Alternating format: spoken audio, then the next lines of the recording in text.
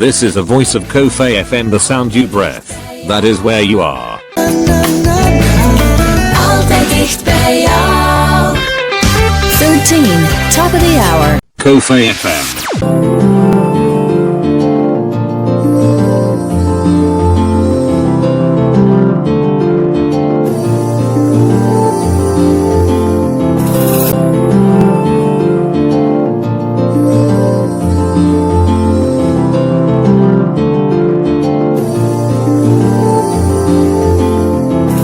Playing more music at the weekend.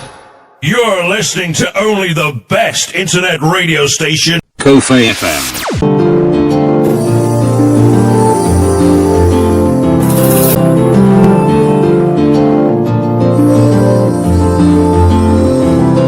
Cofai TV's podcast streaming audio with Apostle Miracle Prince.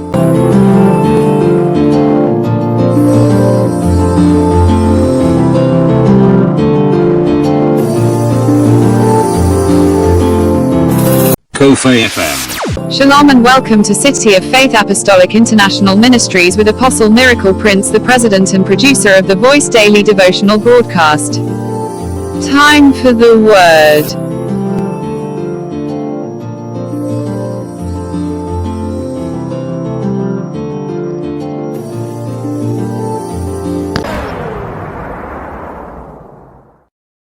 This is the voice of Cofai FM, the sound you breath.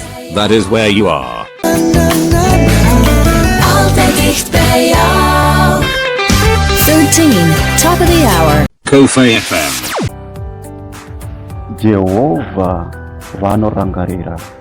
Nokuti kana ukaverenga Mapisarema chapter 13 verse 1 inoti, Jehovah muchandikanganwa nokusingaperi kusvikira rini? Muchandivanzira chiso chenyu kusvikira riniko? Haleluya. Jehovah vanorangarira. Jehovah vanokurangarira kunyange uri mukati mokuchema. Jehovah vanoitira zvakanaka kunyange uri mukati mekutambudzika. Jehovah vanorangarira. Unombozviziva here kuti Jehovah vanorangarira? Muzuva ranhasi ndiri kuti Jehovah vanorangarira kunyange uri mukati memadhaka. Jehovah vanorangarira kunyange usina mwana. Muzuva ranhasi ziva kuti Jehovah vanorangarira. Munamato uyu kana ukaitwa nomunhu achida kunzwa voice raMwari, unobva waona Jehovah kuti vanorangarira. Haleluya. Jehovah vanorangarira kunyange zvinhu zvisingafambe zvakanaka, ndiri kuti Jehovah vanorangarira. Haleluya. Vanhu vakuvenge, haleluya, vanhu vakupomere pomere, ziva kuti Jehovah vanorangarira. Usungwe upinde mujere pasina mhaka, aziva kuti Jehovah vanorangarira. Haleluya. Kunyange uine vana vakarambwa nabambo vavo muzuva ranhasi, ziva kuti Jehovah vanorangarira. Yakabrada mazatalia. Jehovah vanorangarira. Jehovah vanodzikinura. Yakatala mahaya. Kunyange usina chokudya muzuva ranhasi, ndiri kuti Jehovah vanorangarira. Yatara mazatara mahaya. Yetere mazatala mahaya. Reketere mazatara mahandarabosa. Ya brada mazatali mahaya. Jehovah ndi Mwari vanorangarira. Jehovah ndi Mwari vanonyaradza. Larusha la mahanda. Kunyange uri panovo muzuva ranhasi, Jehovah vanorangarira. Jehovah vanosimudza vari panovo. Jehovah vanorangarira. Ndati Jehovah vanorangarira. Rangarirai vana venyu. Jehovah muri Mwari vanorangarira. Hondo dziwande mukati muupenyu wako, ziva kuti tina Jehovah vanorangarira. Aya ramasata la mahaya. Kunyange usina chokudya muzuva ranhasi, ziva kuti Jehovah vanorangarira. la ruza thala mahambra heondo luboza. Jehovah muchandikanganwa nokusingaperi kusikira rini baba rangarirai. Jehovah munorangarira. Jehovah munopa upenyu. Jehovah muchandiwanzira chiso chenyu kusikira riniko nokuti Jehovah munorangarira. Lara shata la mahanda yeke brodi mazata li mahambra hando roboza. Baba nestarajes, Baba nestarajes, warmuzipatara baba warangarei nekuti Jehovah munorangarira. Yaka brada mazata li mahanda vanoimba music Jehovah, kunyange music baba isingafambe zvakanaka nokuda kwemweya yetsvina, baba munorangarira. Jehovah munorangarira. Vanoparidza gospel baba, kunyange gospel ravo risiri kuenderera mberi nokuda kwemweya yakabata Jehovah. Jehovah munorangarira. Jehovah munodzikinura baba nezita ra Jesu. Kunyange vanochema baba vasingaoni kuti imimi Jehovah ndimi munonyaradza, baba ndati Jehovah munorangarira nezita ra Jesu. Baba nezita ra Jesu vanochema ngavanyaradzwe nokuti Jehovah munorangarira. Kunyange muvengi wangu muzuva ranhasi achirwa neni asingazive kuti Jehovah vanorangarira, vachandirangarira Jehovah nerimwe ramazuva, vachandidzikinura Jehovah nerimwe ramazuva. Jehovah vanorangarira.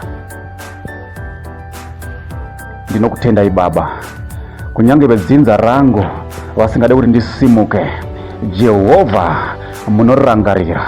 Ndichasimuka chete. Munorangarira. Munorangarira Jehovah. Kunyange zvandinobata baba zvichita sokuti hazvina kwazvinoenda, Jehovah munorangarira. Munorangarira Jehovah. Muchandisimudza, muchandigadzirira tafura pamberi pevavengi vangu nokuti munorangarira. Munorangarira Jehovah. Jehovah munorangarira. Zvose zvandinobata nemaoko angu baba ndirangarirei. Jehovah munorangarira baba nezita ra Jesu. Kunyange muvengi wangu achirwa neni achiona kuita sokuti angandikunda, haambofe akandikunda nokuti Jehovah muneni, nokuti imimi Jehovah muri Mwari vanorangarira, vanochema. Baba ndirangarirei ndiri mukuchema kudai, munorangarira. Jehovah munorangarira. Muvengi wangu usazvitutumadza uchiona kuita sokuti wandikunda, nokuti ndina Jehovah vanorangarira. Haleluya. Jehovah ndiye mufudzi wangu, nokuti ndinonamata Jehovah anorangarira. Kunyange ndifambe nepamupata wemumvuri werufu, handingatombotyi rufu, nokuti ndina Jehovah ndinofamba naye anorangarira, achandiitira zvakanaka. Jehovah munorangarira. Thank you for listening to today's daily devotional broadcast audio. We encourage you to share this audio with friends and contacts. Also, don't forget to let people know about Apostle Miracle Prince. You can download our daily devotional broadcast audio on YouTube, or you can contact us by this number +27619164897. Shalom. Let's touch lives together. To God be the glory.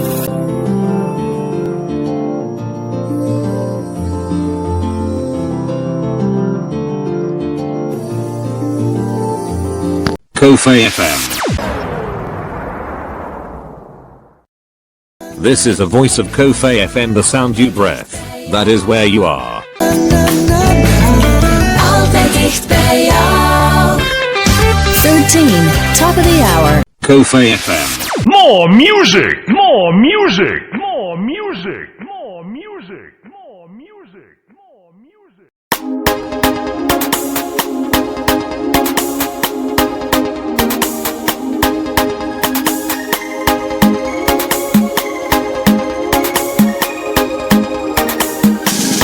Dumbukukunga sana kumanda Nize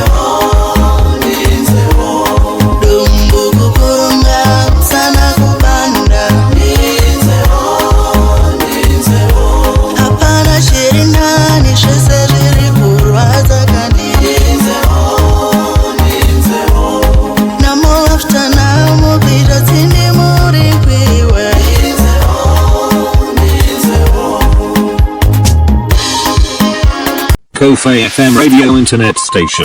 Playing more music at the weekend.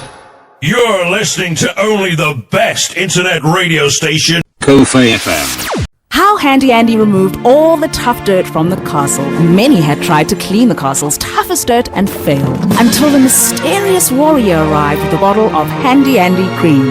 Handy Andy Cream with mighty microparticles lifted 100% of the burnt-on food, returning its shine and cleaning the toughest dirt from all over the castle. The warrior was then crowned Queen of the Kingdom. Handy Andy Cream removes 100% of dirt twice as fast.